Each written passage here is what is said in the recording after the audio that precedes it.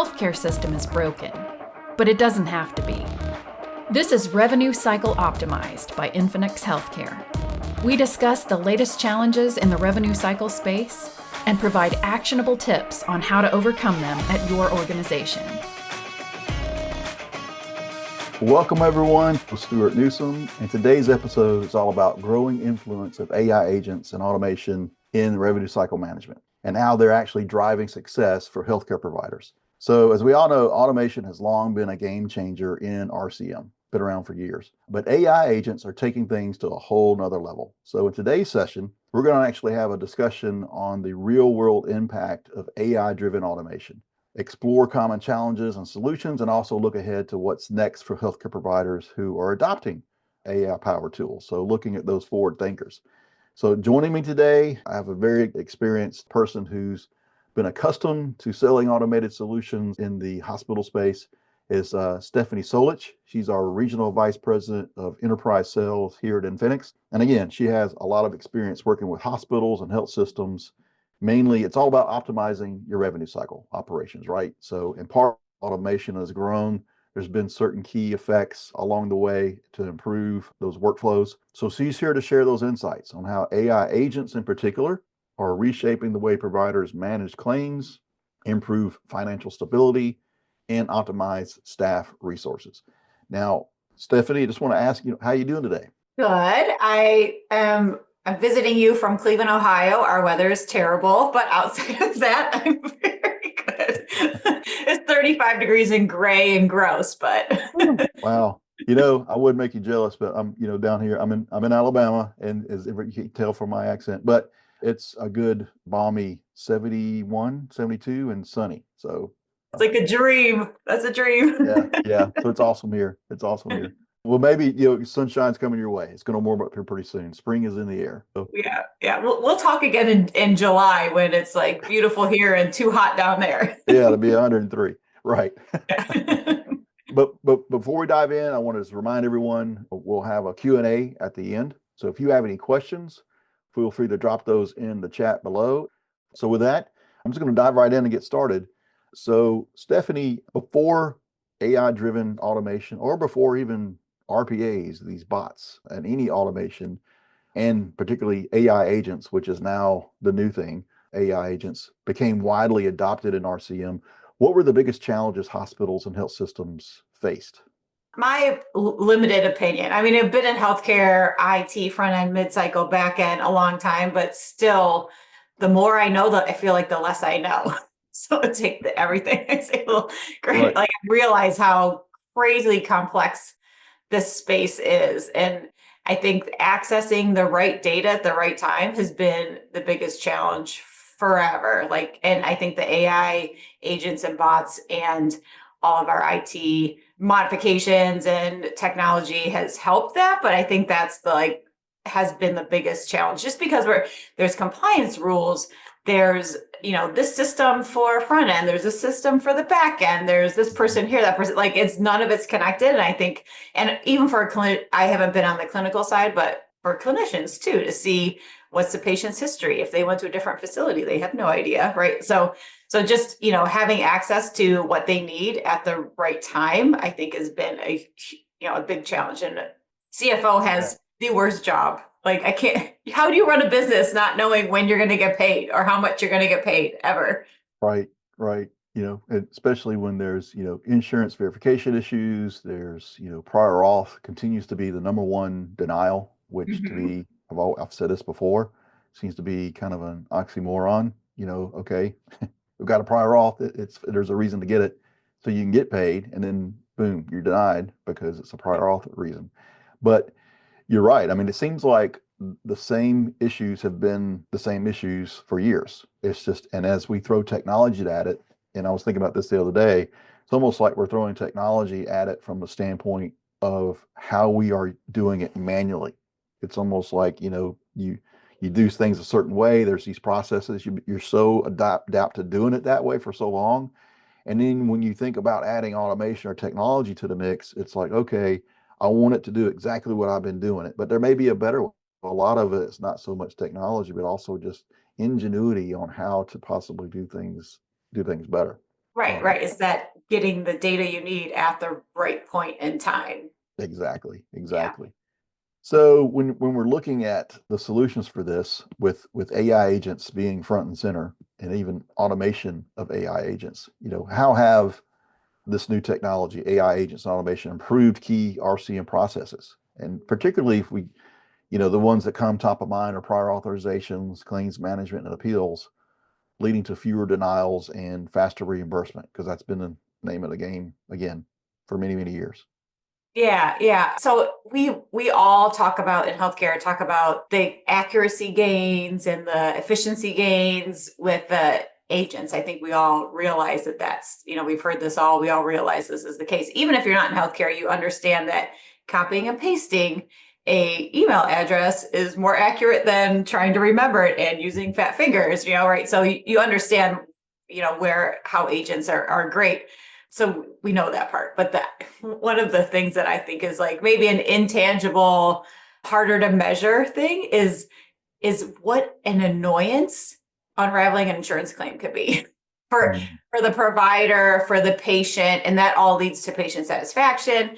And so I said you can't really, put a data point on that, but it does add to the whole healthcare experience and time managed and time cost and that kind of thing. So if the agent can help alleviate some of that, like, I don't know what to do with this claim, or why is it denying, and because they're so complex, if anything an agent can do to help that, like, that makes an agent like a true hero.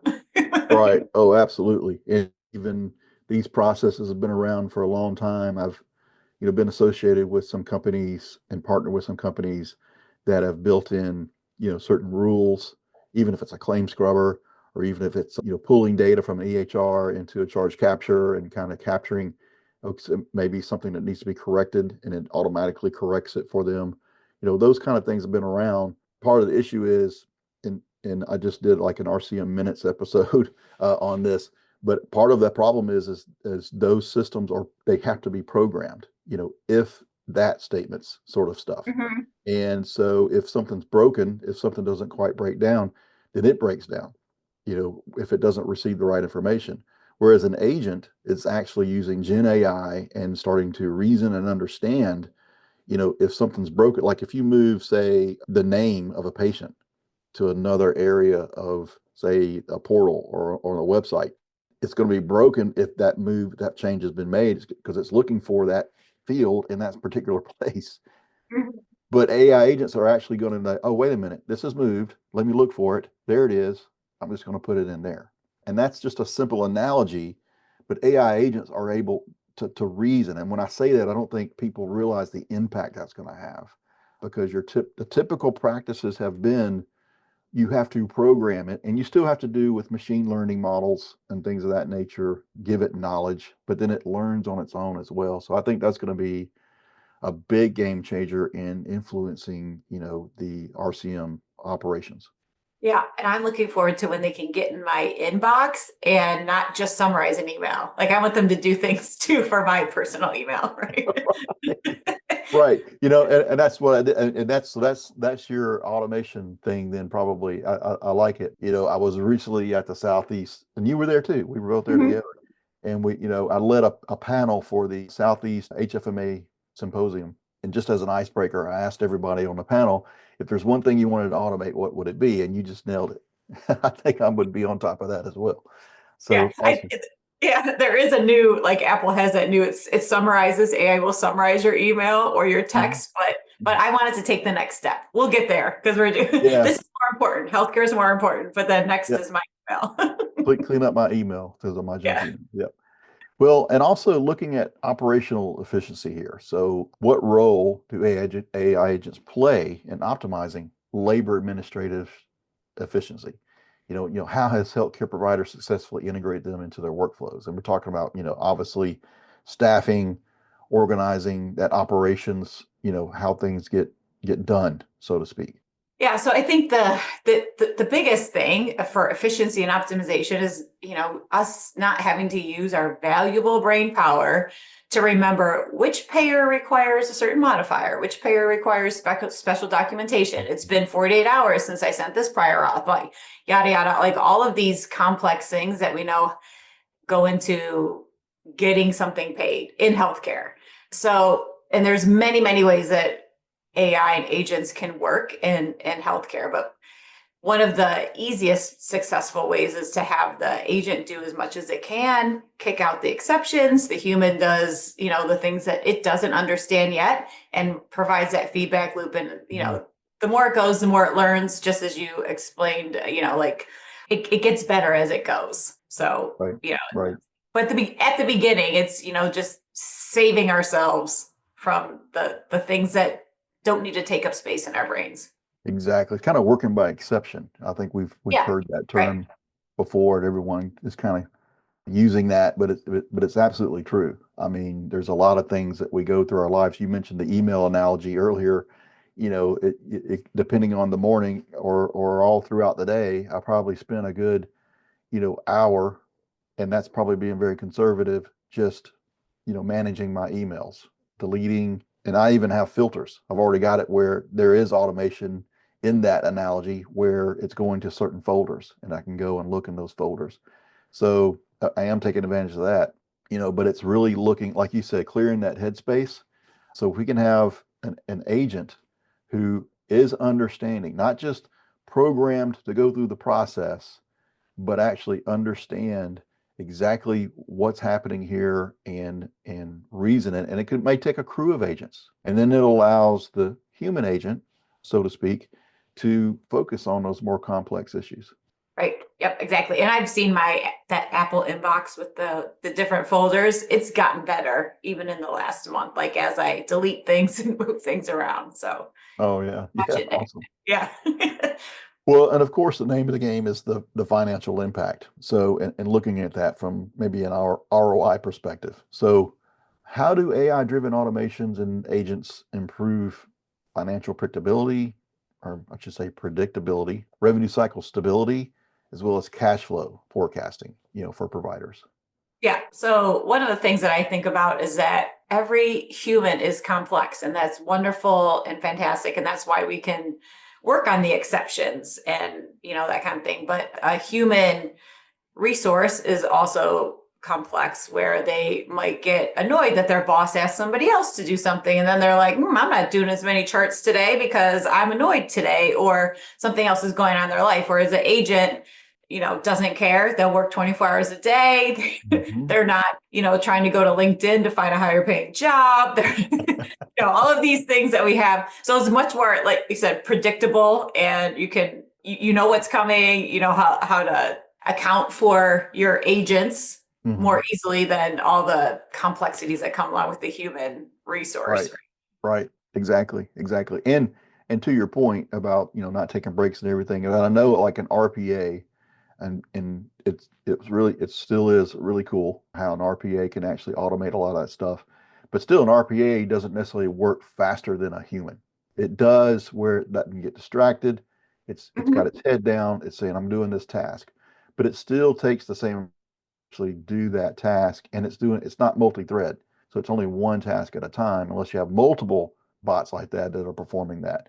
So but AI agent, very different. So I think AI agents are not only going to be reasoning and processing this information more efficiently, but it's going to be much faster. I mean, I've heard reports where tasks that take up to 3 minutes, and people, 3 minutes, that's not a long time. Well, it is if it adds up, but now Mhm. reducing it down to mere, maybe 30 seconds or less. So that's a huge swing, and it's the agent taking that time, not the human agent taking that time.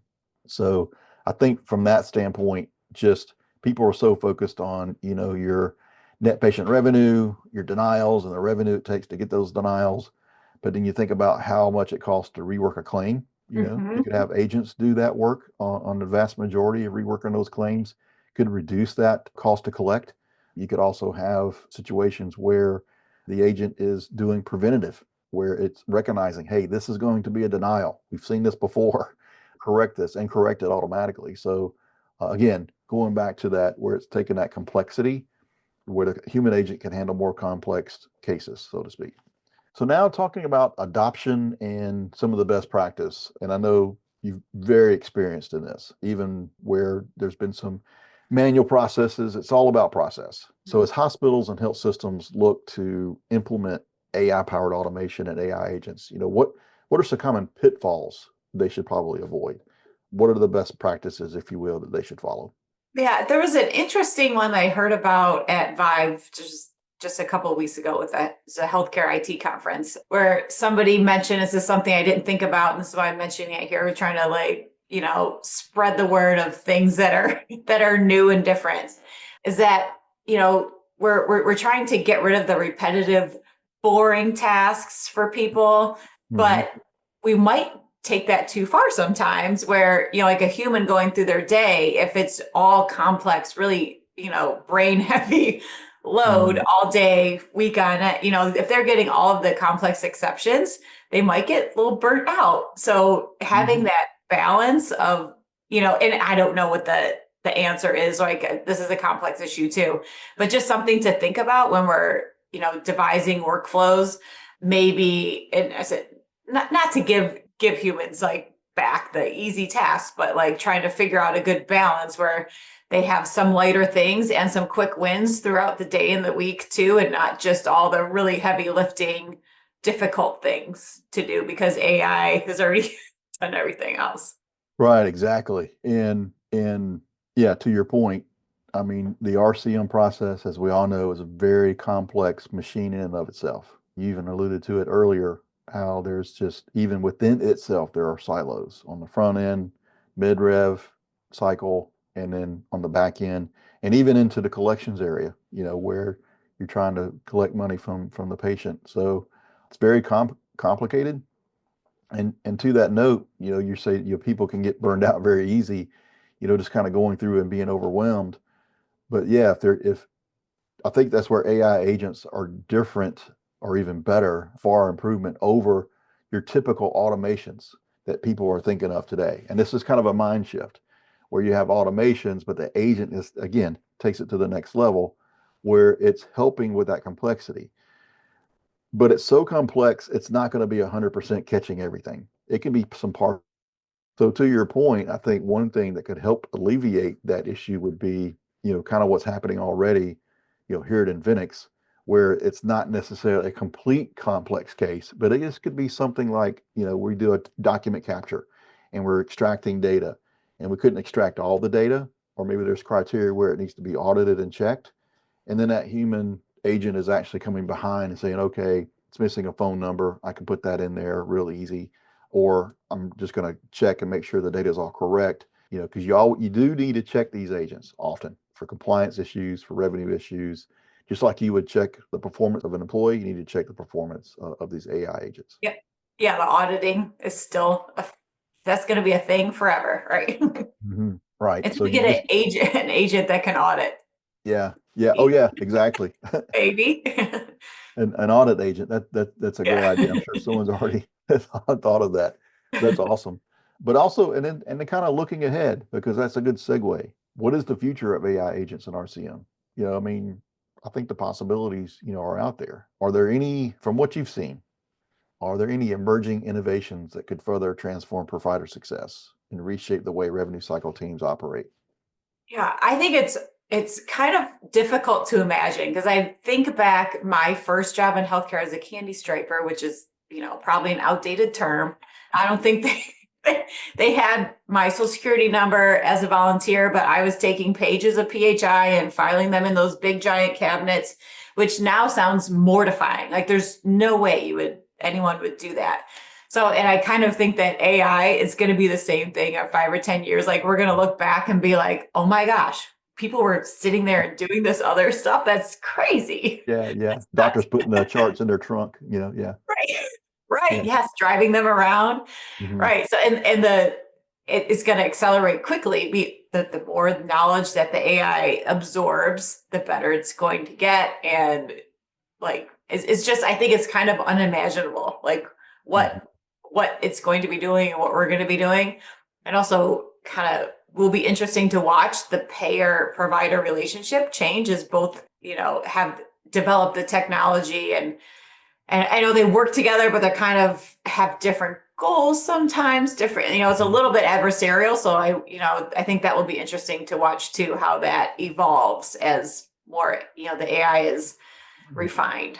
Yeah, I agree. And one thing I've noticed just in the last year has been you take coding, and I've always said, coding is the language that payers use to understand what happened at the encounter or Mhm. at the visit.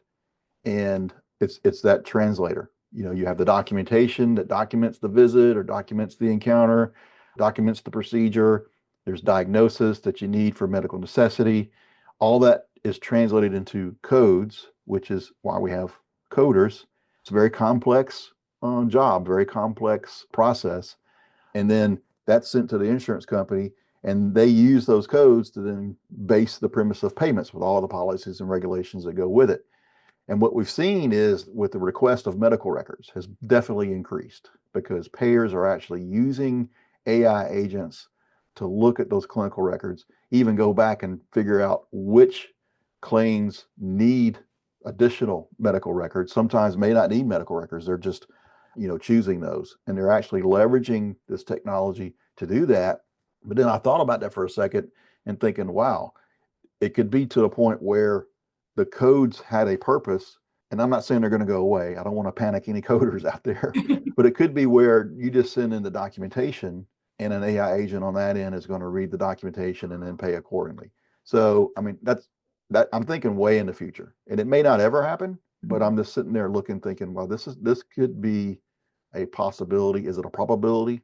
Maybe not, but that's just kind of where my brain goes when I'm thinking, wow, this could evolve because we're doing things now that we couldn't do 6 months ago. Mhm. And what are we going to do 6 months from now? And it's just going to get better and better and better. There's already conversational AI, where an agent is actually having a conversation. You can't even tell very slightly that it's even a machine talking to you anymore because that Yeah. machine is actually asking questions, figuring out things for you in that conversation. So you can imagine you don't have to call a payer anymore. You can have an agent call the payer. I mean, Right, right. And their tone of voice is getting mhm. better too, where it was very flat before, and now they're like no asking a question with a little lilt at the end. So all of the things where you can't tell the difference so much anymore. Right, right. Yeah. So you never know. I mean, that's just, I mean, this is all speculation, but Yep. but some of it is, I would have thought was speculation what we're doing today. Right. So yeah, Exactly. yeah. Yeah. So you just never know. Well, that's really all the questions I have. I'm going to now turn it all over to some audience questions. One that we have is, how can smaller hospitals and independent providers leverage AI agents without the same resources as larger health systems? That's, yeah, I guess like your rural health, critical access hospitals, maybe, some smaller. Yeah, or even maybe a mid-size hospital that's just starting out too. I think it's so overwhelming. I've sat in meetings where, like it's like a white piece of paper. We're like, where can we help you? And they're like, everything. I don't know, right? So for anyone who's just starting out, or if you're a smaller facility, to maybe find somebody who's got a menu of automations they've already done before that are successful. It's something to start with, it's starting to look at, and then you can customize from there. It's also great for a smaller hospital if you have somebody who has their own platform, so you're not waiting in line behind the bigger systems who, kind of demand a little bit more attention.